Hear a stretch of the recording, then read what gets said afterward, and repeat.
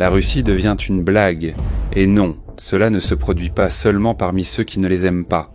Les Russes eux-mêmes se moquent d'eux-mêmes.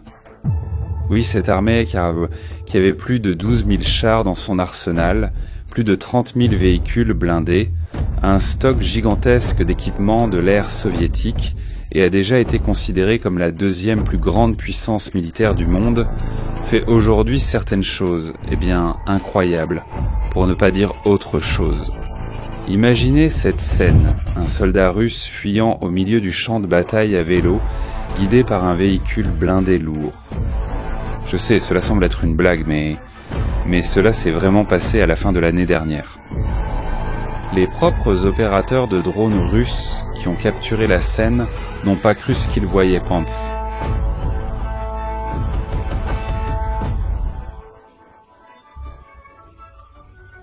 L'un d'eux a dit « Il n'est pas possible qu'il soit en train de faire du vélo ». Il ne pouvait pas croire ce qu'il voyait de ses propres yeux. Un autre opérateur est allé plus loin en disant « Imaginez ce que les Ukrainiens pensent maintenant ». Et ce brave soldat a même reçu un surnom de guerre, Storm Cyclist, qui, en d'autres termes, serait comme l'appelait le cycliste guerrier. Calmez-vous, ça peut empirer. Une vidéo publiée en février de cette année montre des soldats russes recroisent à cheval tout en commentant leurs chevaux. Ils semblent faire partie des minorités qui ont été envoyées au front pour servir de chair à canon. Il y a aussi des rapports que les Russes utilisent des ânes pour transporter des munitions et des fournitures. Cela semble être une blague, mais c'est sérieux.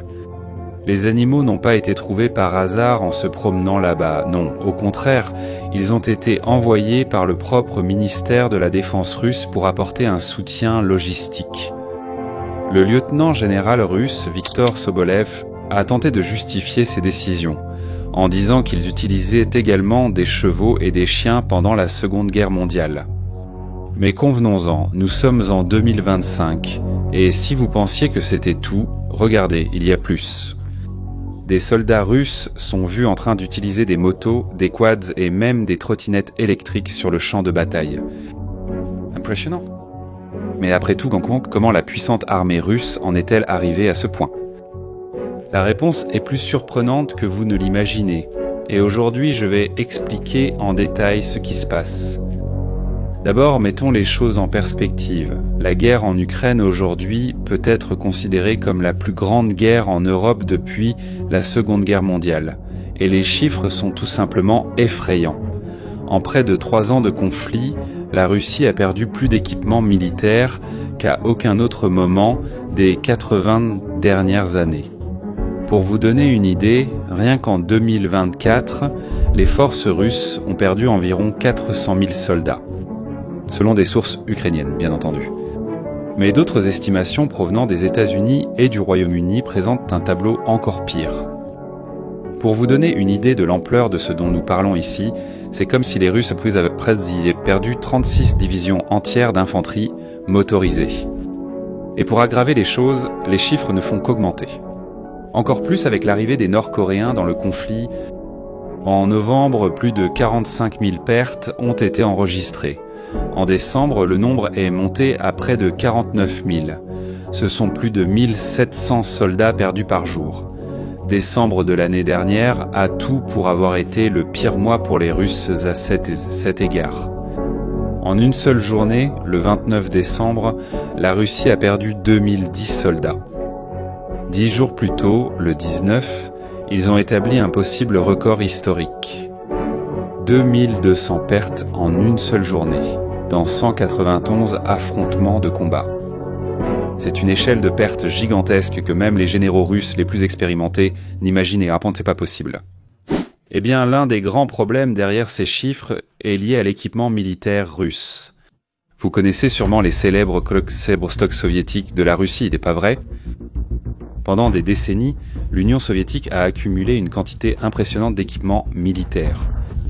Il s'agissait d'entrepôts gigantesques, répartis sur tout le territoire russe, remplis de chars, de véhicules blindés, d'artillerie. C'était comme un trésor militaire gardé pour le jour où ils en auraient besoin. Et ce jour est arrivé. Lorsque la Russie a envahi l'Ukraine, Ils pensaient avoir suffisamment d'équipement pour plusieurs guerres.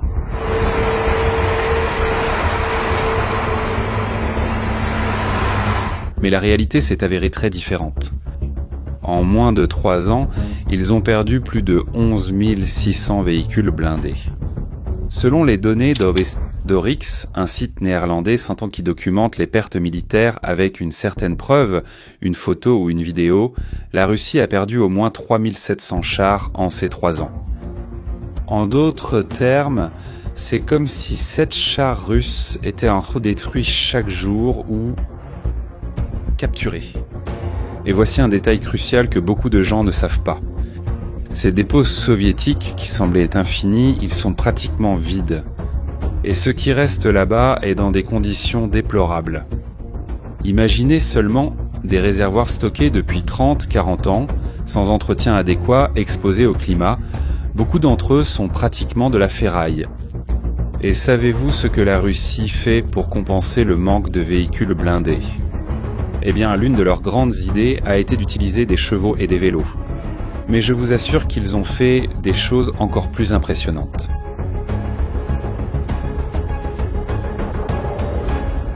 C'est le Mosfilm, le plus grand studio de cinéma de Russie et aussi le plus ancien d'Europe. Ils y ont réalisé certains films épiques, acclamés et récompensés par le gouvernement soviétique. En novembre de l'année dernière, ils ont dû faire quelque chose de surprenant. Ils ont donné environ 36 chars et véhicules blindés des années 50 à l'armée russe. Oui, des chars qui étaient utilisés comme accessoires dans les films et qui étaient tant là, immobiles, accumulant de la poussière.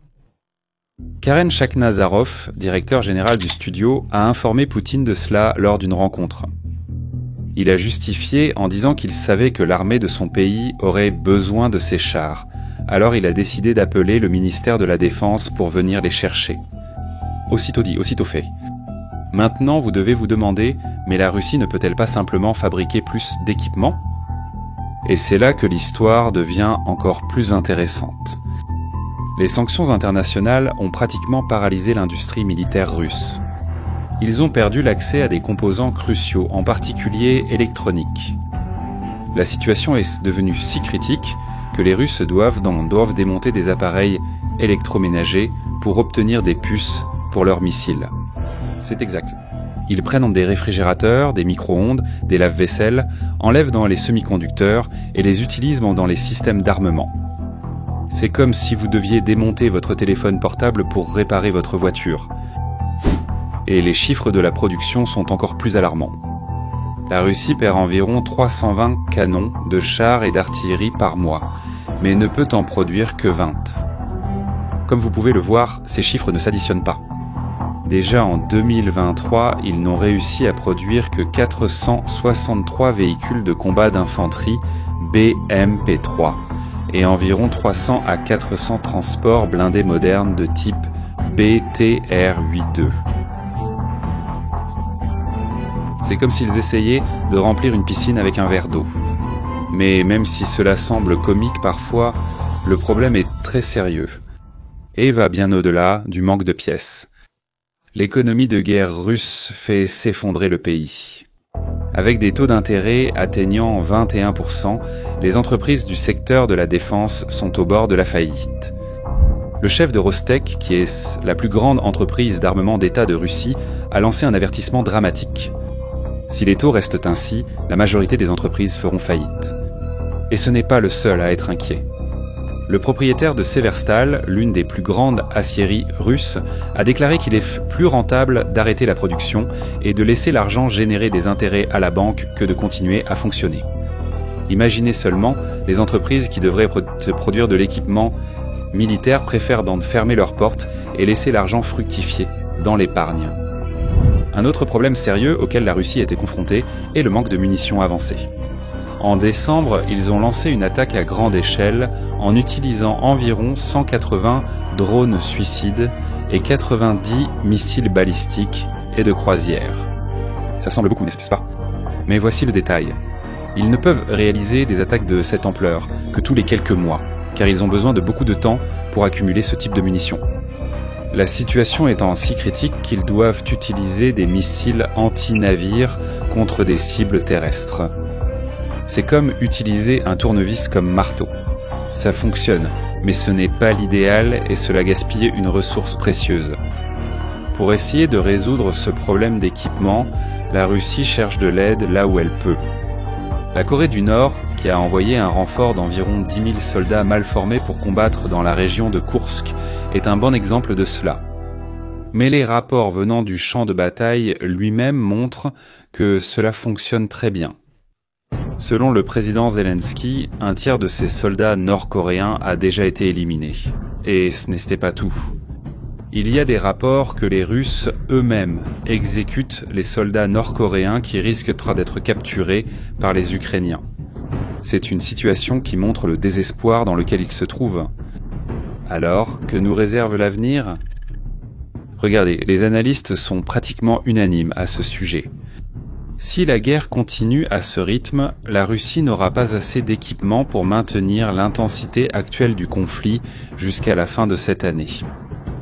L'Institut international d'études stratégiques de Londres a déjà averti que l'équipement restant dans les dépôts est tellement détérioré qu'il sera difficilement utilisable. Certaines estimations suggèrent que la Russie a encore environ 2000 chars, 2000 véhicules d'infanterie et 3000 transports blindés de personnel en état de marche. Cela semble beaucoup ? Pas quand vous considérez qu'ils ont perdu plus de 11 000 véhicules rien qu'au cours des 3 dernières années. Et il y a un autre aspect intéressant de cette histoire dont peu de gens parlent, l'impact sur l'économie civile russe. Poutine a signé un décret forçant tous les immigrants illégaux à quitter la Russie d'ici avril, mais offrant une exception à ceux qui rejoindraient les l'armée. Cela à un moment où le pays souffre d'une pénurie d'1,5 million de travailleurs. C'est comme si la Russie cannibalisait sa propre économie pour alimenter la machine de guerre. Les usines de manquement de travailleurs, la production civile est en baisse et tout cela pour maintenir un conflit qui consomme des ressources à une vitesse insoutenable. Maintenant, après avoir appris tout cela, il devient plus facile de comprendre la véritable raison pour laquelle l'armée russe, autrefois considérée comme l'une des plus grandes puissances militaires du monde, doit maintenant improviser avec des vélos et des chevaux sur le champ de battle. Cette situation, qui aurait été impensable il y a quelques années, est en quelque sorte un rappel puissant de la façon dont même les arsenaux les plus impressionnants peuvent s'épuiser lorsqu'ils sont soumis à une guerre prolongée. La grande question maintenant est combien de temps la Russie pourra-t-elle maintenir ce rythme ? Les estimations les plus optimistes parlent de la fin de l'année. Les plus pessimistes pensent déjà qu'ils n'atteindront même pas la moitié. Et vous, qu'en pensez-vous ? Laissez votre opinion dans les commentaires. Eh bien, une chose est sûre, l'arsenal soviétique, qui semblait infini, touche à sa fin. Si vous avez aimé cette vidéo, n'oubliez pas de laisser un like et de vous abonner à la chaîne pour plus d'analyses comme celle-ci. Une étreinte et à la prochaine vidéo.